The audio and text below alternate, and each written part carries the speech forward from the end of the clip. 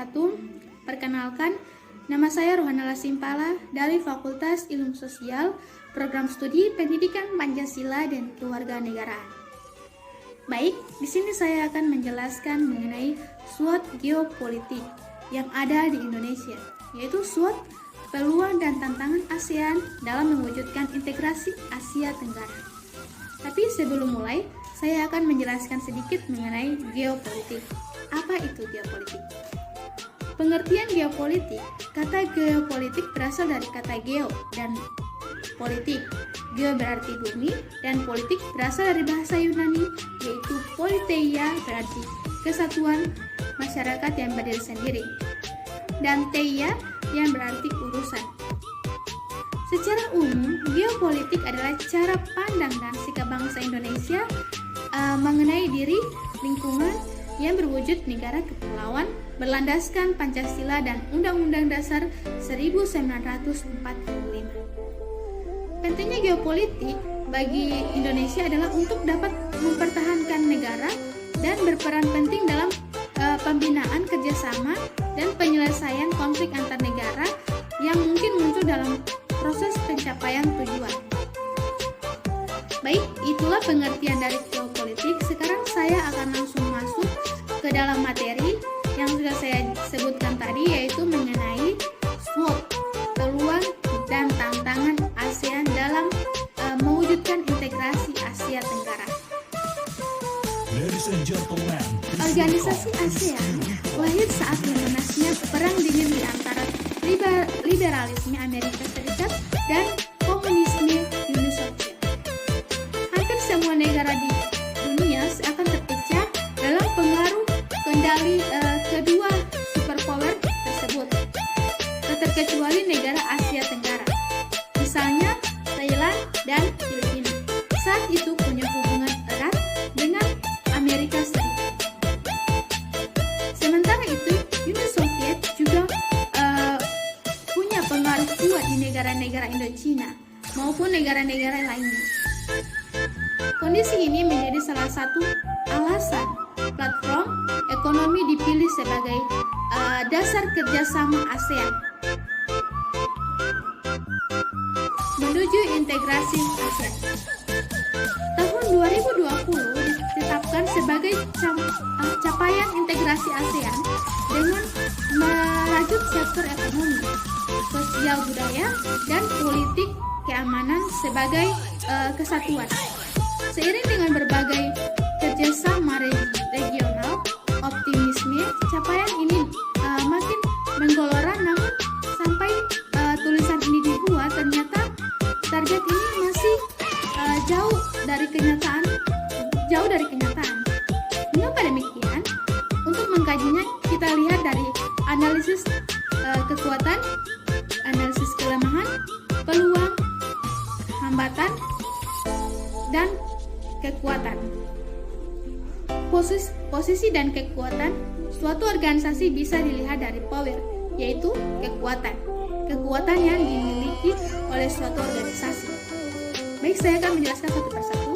Yang pertama, analisa kekuatan. Analisa kekuatan ini bisa dilihat dari beberapa aspek. Yang pertama, aspek institusi, yaitu secara kelembagaan, keberadaan dan keberhasilan ASEAN sebagai organisasi internasional yang berbasis regionalisme telah diakui banyak negara. Terbukti adanya aneka kerjasama yang dilakukan dengan berbagai negara, baik secara bilateral maupun multilateral, terutama dengan besar seperti Amerika Serikat dan Tiongkok. Yang kedua yaitu secara geopolitik. Wilayah Asia Tenggara merupakan lintasan dunia yang punya arti strategis sangat penting. Wilayah Asia Tenggara kaya sumber akan alam energi dan secara strategis sangat penting bagi pelayaran dan pengakalan militer.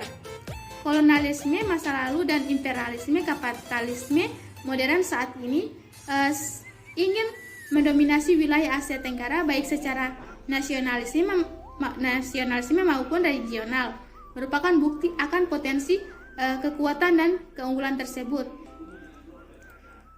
Baik, yang kedua, analisa kelemahan. Meskipun Asia Tenggara punya nilai kekuatan dan nilai tawar cukup potensial sebagaimana di atas, namun sayang, nilai hanya mengenai pada tataran kuantitatif. Sementara pada tataran kualitatif masih rendah dibandingkan dari negara lain. Menurut laporan The Global Technology Information Report 2012, indeks kesiapan jejaring teknologi negara-negara ASEAN adalah Singapura hanya 2, Malaysia 29, Brunei 56, Thailand 77, Indonesia 80, Vietnam 83, Filipina 86, Kamboja 108. Indeks kesiapan ini tertentu berkaitan dengan kemampuan infrastruktur, kemampuan ekonomi, kemampuan penguasaan teknologi. Artinya secara umum indeks ini menggambarkan bahwa kemampuan negara-negara Asia Tenggara kecuali Singapura akan kemampuan penggunaan teknologi informasi masih rendah dibandingkan negara yang sudah maju. Yang ketiga adalah analisa peluang. Perubahan besar yang terjadi akhir abad 20 adalah kemenangan rejim ekonomi liberal atas ekonomi sosialisme komunis serta meningkatnya teknologi komunikasi dan arus globalisasi dan teknologi. Teknologi informasi mengakibatkan relasi internasional makin luas seakan tanpa batas. Realita ini menjadikan 3 peluang dalam hubungan internasional. Pertama dan yang paling utama adalah peluang ekonomi.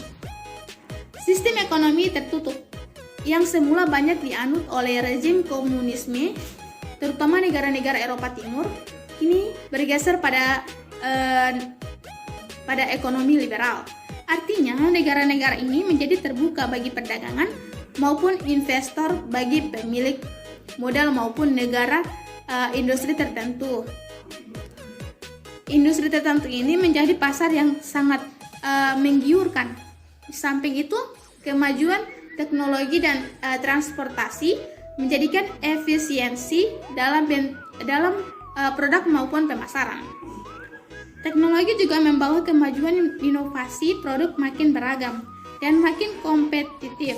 Disinilah peluang secara rasional negara maupun kelompok negara bisa menjadi pemain handal bila menguasai pasar dan teknologi secara canggih.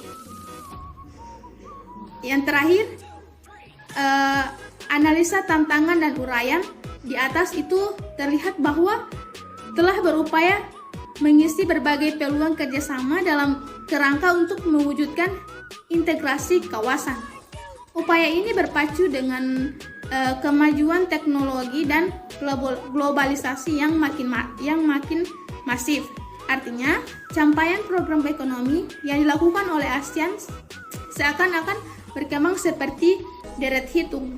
Sementara perkembangan industri dan teknologi negara lain banyak yang berkembang seperti deret ukur. Misalnya, Tiongkok dalam persaingan ekonomi seperti ini, suka atau tidak suka, negara atau institusi regional akan dihadapkan pada posisi sebagai subjek yang berperan dan mewarnai persaingan atau sebagai objek dari persaingan tersebut. Sementara itu, dalam bidang sosial budaya, kemajuan teknologi dan arus globalisasi juga berpacu dengan nilai-nilai solidaritas dan identitas nasional. Baik, itulah salah satu SWOT dalam geopolitik.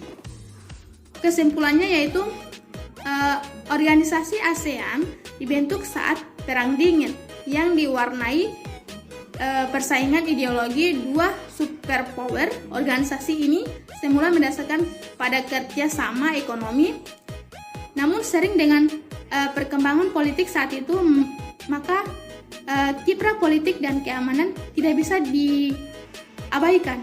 Seiring dengan berakhirnya Perang Dingin dan teknologi informasi komunikasi global yang makin meningkat, ASEAN yang makin berkembang, ini bertekad mewujudkan integrasi regional dalam bangunan ASEAN Community dari 3 pilar, yaitu keamanan ekonomi dan sosial budaya. Melalui kerangka pemikiran, teori integrasi regional dan analisis SWOT, ditemukan fakta bahwa potensi kekuatan negara-negara di kawasan Asia Tenggara yang cukup besar dan berupaya menangkap peluang internasional yang ada. Berbagai kebijakan telah dilakukan dalam mengisi peluang ekonomi, sosial budaya maupun politik keamanan.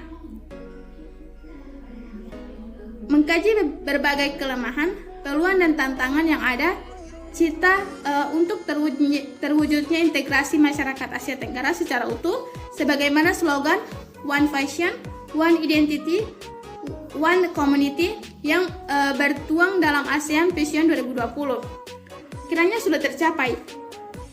Idealisme ini tidak semudah membalik tangan, tentu butuh waktu lama melalui proses sosialisasi dan penjiwaan dan komitmen bersama. Sekian dari saya, lebih dan kurangnya saya mohon maaf. Wassalamualaikum